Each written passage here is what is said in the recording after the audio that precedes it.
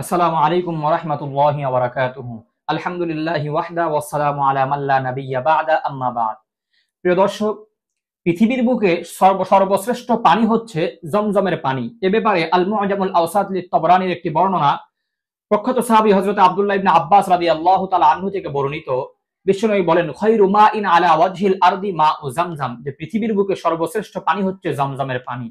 যেহেতু এই পানিটা পৃথিবীর বুকে সর্বশ্রেষ্ঠ পানি, তাই এই পানি পান করার বিশেষ কিছু আদব বিভিন্ন হাদিসের মধ্যে যদি আমরা দৃষ্টিপাত করি তাহলে পাই। এ ব্যাপারে সুনানে ইবনে মাজার একটি বর্ণনা রয়েছে। মোহাম্মদ বিন আব্দুর রহমান বিন আবু বকর থেকে বর্ণিত। তিনি বলেন যে একদা আমি প্রখ্যাত সাহাবী হযরত আব্দুল্লাহ ইবনে আব্বাস রাদিয়াল্লাহু তাআলা আনহুর নিকট বসেছিলাম। এমন অবস্থায় ওনার নিকট একজন ব্যক্তি আসলে উনি ওই ব্যক্তিকে জিজ্ঞাসা করলেন যে তুমি কোথায় থেকে এসেছো। তখন সেই ব্যক্তি বলল, আমি জমজমের নিকট থেকে এসেছি।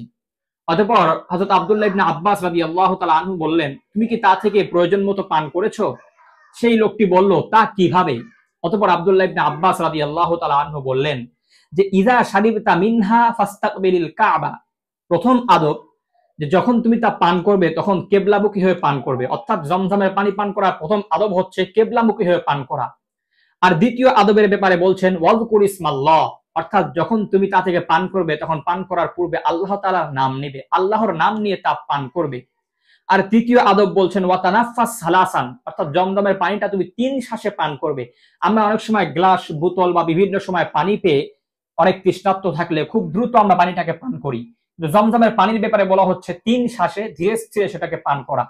4 নাম্বার আদব হচ্ছে ওয়াতাদলা মিনহা, অর্থাৎ জমজমের পানিটা তৃপ্তি সহকারে পান করা।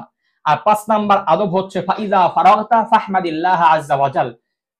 হযরত আব্দুল্লাহ ইবনে আব্বাস বলেন, যখন তুমি তা পান করা শেষ হবে তোমার, অর্থাৎ জমজমের পানিটা যখন তুমি পান করে শেষ করবে, অতঃপর আল্লাহ রাব্বুল আলামিনের প্রশংসা করা। মহান রব্বুল আলামিন আমাদের সকলকে এই জমজমের পানি পান করার ক্ষেত্রে হাদিসে বর্ণিত যেই বিশেষ 5টি আদব রয়েছে তার প্রতি লক্ষ্য রেখে এই জমজমের পবিত্র পানি পান করার তৌফিক দান করুন।